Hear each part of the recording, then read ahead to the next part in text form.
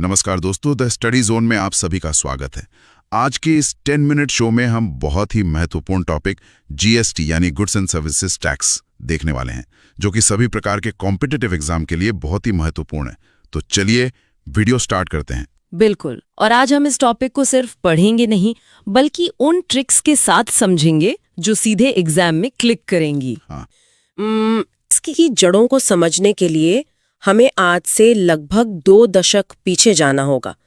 भारत में जीएसटी का सबसे पहला और ठोस विचार अटल बिहारी वाजपेयी जी की सरकार के समय में रखा गया था। अच्छा, वाजपेयी जी के समय में? हाँ, उस दौर में महसूस किया गया कि अगर भारत को आर्थिक महाशक्ति बनना है तो ये उलझी हुई कर प्रणाली सबसे बड़ी रुकावट है। इसीलिए एक नया मॉडल तैयार करने की जिम्मेदारी तत्कालीन पश्चिम बंगाल के वित्त मंत्री असीम दास गुप्ता को दी गई। ओहो, असीम दास गुप्ता। बिल्कुल। उनकी अध्यक्षता में एक समिति बनी जिसे जीएसटी का शुरुआती ड्राफ्ट और मॉडल तैयार करने का काम सौंपा गया।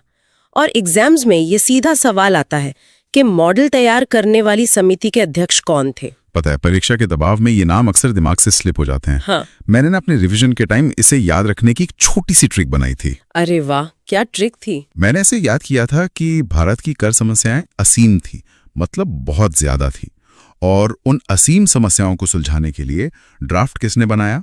असीम दास गुप्ता जी ने। असीम से असीम दास गुप्ता। ये तो बहुत ही व्यवहारिक तरीका है याद रखने का। और असीम दास गुप्ता समिति के बाद जो अगला बड़ा कदम था वो था इसकी आधिकारिक सिफारिश करना। साल 2003 से 4 में भारत सरकार ने विजय केलकर टास्क फोर्स का गठन किया। इस टास्क फोर्स ने इकोनॉमी का अध्ययन किया और आधिकारिक रूप से सिफारिश की कि भारत को जीएसटी लागू करना चाहिए। तो वाजपेयी जी, फिर असीम दास गुप्ता जी, और फिर केलकर समिति। इसके बाद क्या हुआ? इसके बाद राजनीति का पहिया आगे घूमा। 28 फरवरी 2006 को तत्कालीन वित्त मंत्री पी चिदम्बरम ने पहली बार संसद में बजट भाषण के दौरान जीएसटी की आधिकारिक घोषणा की। 2006 में? लागू तो 2017 में हुआ था ना? हाँ, घोषणा 2006 में हुई थी और उन्होंने लक्ष्य रखा था कि 1 अप्रैल 2010 से इसे पूरे देश में लागू कर दिया जाएगा। लेकिन राज्यों और केंद्र के बीच आम सहमति बन ही नहीं पाई। तो डेडलाइन मिस होती गई? बिल्कुल। कई बार डेडलाइन मिस हुई और अंततः कई बाधाओं को पार करते हुए 1 जुलाई 2017 को मोदी सरकार के दौरान इसे लागू किया गया। मतलब ये तो एक लंबी रिले रेस जैसी हो गई जहां कई सरकारों ने बैटन पास किया।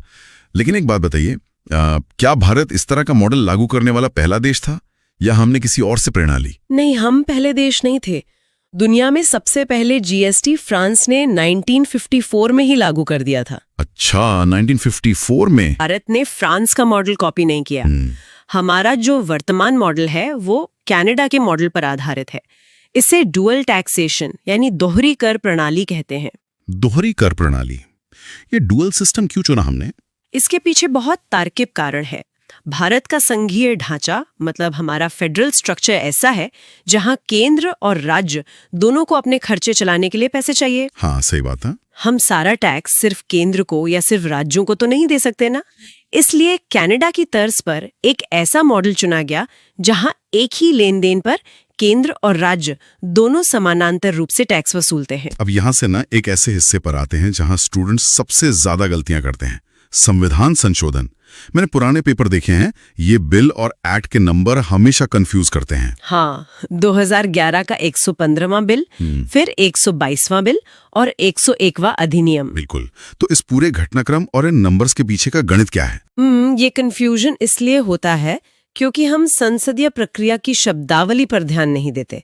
देखिए, जब भी सरकार कोई नया कानून बनाने का प्रस्ताव संसद में पेश करती है तो उसे बिल कहा जाता है, मतलब प्रपोजल जो होता है। हाँ, 2011 में यूपीए सरकार ने 115वां संविधान संशोधन बिल पेश किया था, लेकिन राजनीतिक सहमति नहीं बनी तो वो फेल हो गया। फिर नई सरकार ने जो नया प्रस्ताव रखा वह संसद के इतिहास का 122वां बिल था। तो 122वां बिल था, लेकिन एक्ट का नंबर 101 कैसे हो गया? क्योंकि हर बिल कानून नहीं बन पाता, कई बिल बीच में ही गिर जाते हैं।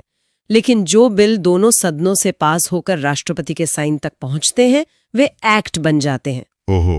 तो चूंकि कई बिल बीच में पास नहीं हुए थे, इसलिए जब ये 122वां बिल पास होकर कानून बना तो यह संविधान का 101वां संशोधन अधिनियम यानी एक्ट कहलाया। यानी संसद में पेश हुआ 122वें नंबर पर पास होकर किताब में दर्ज हुआ 101वें नंबर पर। इसको याद रखने का भी एक मजेदार लॉजिक है मेरे पास। बताइए बताइए। देखिए, अंग्रेजी के एक्ट शब्द में केवल 3 अक्षर होते हैं, ACT, इसलिए इसका नंबर छोटा है 101।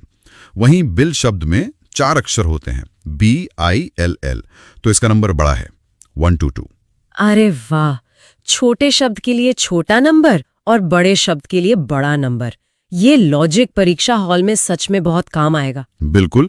और इसके साथ कोई जरूरी तारीखें भी हैं क्या जो याद रखनी हो? हाँ, कुछ तिथियां उंगलियों पर होनी चाहिए। ये 122वां बिल राज्यसभा में 3 अगस्त 2016 को पास हुआ। फिर ठीक 5 दिन बाद 8 अगस्त 2016 को इसे लोकसभा से मंजूरी मिली। और राष्ट्रपति जी के साइन? वो हुए 8 सितंबर 2016 को। तत्कालीन राष्ट्रपति ने हस्ताक्षर किए और ये एक पूर्ण अधिनियम बन गया। लेकिन एक सेकंड, इसका सीधा असर तो राज्यों की कमाई पर पड़ने वाला था ना? तो क्या सिर्फ संसद से पास करा लेना काफी था? राज्यों का क्या रोल था इसमें? आपने बिल्कुल सही नब्ज पकड़ी है। भारतीय संविधान के अनुच्छेद 368 के तहत अगर कोई भी बदलाव केंद्र और राज्यों की शक्तियों के बंटवारे को छूता है तो उसे आधे राज्यों की विधानसभाओं से पास कराना अनिवार्य होता है। मतलब 50% स्टेट्स की? हाँ, चाहिए थी। बिल्कुल। क्योंकि राज्य अपने टैक्स लगाने के अधिकार छोड़ रहे थे। इस बिल को पास करने वाला सबसे पहला राज्य असम बना। पहला असम और दूसरा राज्य था बिहार। और ऐतिहासिक रूप से इसे लागू करने वाला सबसे अंतिम राज्य जम्मू कश्मीर था। चलिए, ये तो हो गया पास कराने का सफर। अब जब ये पूरे देश में लागू हो गया तो ये काम कैसे करता है? किताबों में लिखा होता है कि एक अप्रत्यक्ष यानी इनडायरेक्ट और गंतव्य आधारित करें। इसका आसान मतलब क्या है? इसे एक उदाहरण से समझते हैं। मान लीजिए कोई मोबाइल फोन तमिलनाडु की फैक्ट्री में बना, लेकिन उसे खरीदा उत्तर प्रदेश के किसी ग्राहक ने। ठीक है। पुरानी व्यवस्था में जो राज्य सामान बनाता था उसे भी टैक्स का बड़ा हिस्सा मिलता था, लेकिन GST गंतव्य आधारित यानी डेस्टिनेशन बेस्ड है। मतलब जहां सामान इस्तेमाल होगा। एकदम सही। जहां सामान अंतिम रूप से बिकेगा या इस्तेमाल होगा, टैक्स का वो हिस्सा उसी राज्य के खजाने में जाएगा। यानी इस मोबाइल वाले केस में उत्तर प्रदेश को फायदा होगा। अच्छा, इसलिए शुरुआत में मैन्युफैक्चरिंग वाले राज्य जैसे तमिलनाडु या गुजरात इसका विरोध कर रहे थे। हाँ, क्योंकि उन्हें अपनी कमाई छीनने का डर था। इसके लागू होने से देश भर के कुल 17 अप्रत्यक्ष कर और 23 तरह के सेस हमेशा के लिए खत्म कर दिए गए। 17 टैक्स और 23 सेस एक झटके में खत्म। ये तो सच में क्रांति थी। तो पुराने टैक्स गए, अब जो नए प्रकार आए हैं उनका बंटवारा कैसे है? इसके 3 मुख्य स्तंभ हैं। पहला है CGST, जो सीधे केंद्र सरकार के पास जाता है। दूसरा है SGST, जो राज्य सरकारों के खजाने में जाता है। और केंद्र शासित प्रदेशों का क्या? जिन केंद्र शासित प्रदेशों में विधानसभा नहीं है वहां SGST की जगह UTGST लगता है। लेकिन अगर व्यापार 2 अलग अलग राज्यों के बीच हो रहा हो तब क्या होगा? ऐसी स्थिति में IGST यानी इंटीग्रेटेड GST लगाया जाता है। IGST को याद रखना तो बहुत आसान है। इसका नाम का जो पहला अक्षर है उसे सीधे इंटरस्टेट से जोड़ लीजिए, काम खत्म। बिल्कुल सही ट्रिक है। लेकिन ये बताइए, 2 राज्यों के व्यापार में इस IGST को वसूलता कौन है और फिर बंटवारा कौन करता है? संविधान के अनुच्छेद 269A के तहत ये स्पष्ट किया गया है कि IGST की वसूली हमेशा केंद्र सरकार करेगी, ताकि राज्यों में झगड़ा न हो। बिल्कुल। केंद्र सरकार पैसा वसूलती है और फिर उसे अपने और उस राज्य के बीच बांट देती है जहां वो सामान बिका है, यानी डेस्टिनेशन स्टेट। हाँ, परीक्षा के लिहाज से यहाँ 3 बहुत ही महत्वपूर्ण अनुच्छेद हैं जो टिप्स पर होने चाहिए। पहला है अनुच्छेद 246A, जो केंद्र और राज्य दोनों को कानून बनाने की शक्ति देता है। दूसरा तो आपने अभी बताया 269A IGST के लिए। बिल्कुल। और तीसरा सबसे अहम है अनुच्छेद 279A, जिसके तहत GST परिषद यानी काउंसिल का गठन किया गया है। ये GST परिषद असल में है क्या? मतलब भारत जैसे देश में कोई राज्य चाहेगा टैक्स कम हो, कोई चाहेगा ज्यादा हो, तो ये रस्साकशी कौन सुलझाता है? इसी को सुलझाने और आम सहमति बनाने के लिए सितंबर 2016 में GST परिषद बनी थी। टैक्स स्लैब क्या होंगे, क्या टैक्स से बाहर रहेगा, सब यही तय करती है। इसके अध्यक्ष कौन होते हैं? अध्यक्ष हमेशा केंद्रीय वित्त मंत्री होते हैं। पहले अध्यक्ष अरुण जेटली जी थे और वर्तमान में निर्मला सीतारमण जी हैं। लेकिन इसमें राज्यों की आवाज कैसे सुनी जाती है? कुल सदस्य कितने होते हैं इसमें? इसमें पूरे देश से कुल 33 सदस्य शामिल होते हैं। देखिए, 2 सदस्य सीधे केंद्र सरकार से आते हैं। इसके बाद भारत के सभी 28 राज्यों के वित्त मंत्री इसके सदस्य होते हैं। हाँ, 28 और 2 हो गए 30। और बचे हुए 3 सदस्य उन केंद्र शासित प्रदेशों से आते हैं जहां उनकी अपनी विधानसभा है, यानी दिल्ली, पुदुचेरी और जम्मू कश्मीर। तो 2 केंद्र प्लस 28 राज्य प्लस 3 यूटी, टोटल 33 सदस्य। सदस्य तो 33 हो गए, लेकिन वोटिंग में किसकी ज्यादा चलती है? क्या केंद्र सरकार अपनी मर्जी से फैसले ले सकती है? यहीं पर कानून बनाने वालों का असली दिमाग दिखता है। वोटिंग शक्ति का बंटवारा बहुत ही संतुलित है। परिषद में केंद्र सरकार की कुल वोट वैल्यू 1/3 यानी लगभग 33.3% है। और राज्यों की? राज्यों की कुल वोट वैल्यू मिलाकर 2/3 यानी 66.6% होती है। और सबसे बड़ी शर्त यह है कि कोई भी निर्णय तभी पास होगा जब उसे कम से कम 3/4 यानी 75% बहुमत मिले। अरे वाह! इसे अगर आसान शब्दों में डिकोड करें तो मतलब कोई अकेले अपनी मर्जी नहीं चला सकता? बिल्कुल। केंद्र के पास सिर्फ 33.3% है, तो वो बिना राज्यों के कुछ पास नहीं करा सकता। और सारे राज्य मिल भी जाएं तो उनका 66.6% ही बनता है, जो 75% से कम है। मतलब दोनों को मिलकर ही ताला खोलना पड़ेगा। हाँ, ये आम सहमति को मजबूर करता है। और एक और नियम है कोरम का। मीटिंग शुरू होने के लिए कम से कम 50% सदस्यों का आना अनिवार्य है। ये तो बहुत ही पारदर्शी व्यवस्था है। अब उस टॉपिक पर आते हैं जो परीक्षाओं का भी फेवरेट है और हमारी जेब से भी जुड़ा है, टैक्स स्लैब। परिषद ने टैक्स की क्या दरें तय की हैं? शुरुआत में 5 अलग-अलग स्लैब थीं, लेकिन अब इसे आसान कर दिया गया है। 12% और 28% की स्लैब अब खत्म हो गई हैं। अच्छा, वो खत्म हो गई? हाँ, अब जो 4 प्रमुख स्लैब बची हैं वो है 0%, 5%, 28% और 40%। और क्या इसके अलावा भी कोई स्लैब है? हाँ, कुछ स्पेशल स्लैब हैं, जैसे सोना, चांदी और पॉलिश्ड डायमंड पर 3% टैक्स लगता है। और जो रफ कीमती पत्थर होते हैं उन पर 0.25% का मामूली टैक्स है। 0, 5, 18 और 40। थोड़ा उदाहरण से समझाएंगी कि किस स्लैब में क्या आता है? बिल्कुल, इसका लॉजिक बहुत सीधा है। जो चीज जितनी जरूरी उस पर टैक्स उतना कम। 0% में ताज़ा दूध, दही, ताज़ी सब्जियां, जीवन रक्षक दवाएं और लाइफ इंश्योरेंस आते हैं, जो बेसिक जरूरत है।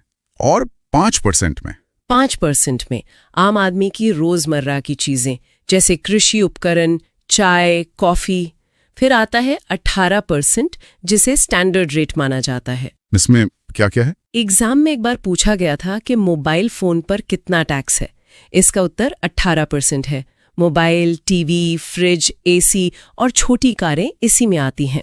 और वो जो 40% वाली स्लैब है वो लग्जरी के लिए होगी? हाँ, लग्जरी या सिन गुड्स के लिए, जो स्वास्थ्य के लिए हानिकारक है। इसमें महंगी गाड़ियां, 350 सीसी से ऊपर की बाइक्स, तंबाकू उत्पाद और ऑनलाइन गेमिंग शामिल है। लेकिन एक सेकंड, आपने 2 सबसे चर्चित चीजों का तो नाम ही नहीं लिया, शराब और पेट्रोल। उन पर तो हर दिन बहस होती है, क्या वो भी 40% में है? यहीं पर तो सबसे बड़ा कैच है। शराब, पेट्रोलियम उत्पाद, बिजली और रियल एस्टेट, इन चारों को जीएसटी के दायरे से पूरी तरह बाहर रखा गया है। बाहर रखा गया है? मतलब इन पर कोई टैक्स नहीं है? अरे नहीं, बाहर होने का मतलब टैक्स फ्री होना बिल्कुल भी नहीं है। असल में शराब और पेट्रोल राज्य सरकारों के लिए सोने का अंडा देने वाली मुर्गियां हैं। अच्छा, मतलब कमाई का मेन सोर्स। हाँ, राज्यों ने साफ कह दिया था कि अगर हम इन्हें भी परिषद को दे देंगे तो हमारी वित्तीय आजादी खत्म हो जाएगी। तो अब उन पर टैक्स कौन लगाता है? आज भी शराब पर राज्य सरकारें अपना पुराना एक्साइज ड्यूटी और वैट वसूलती हैं।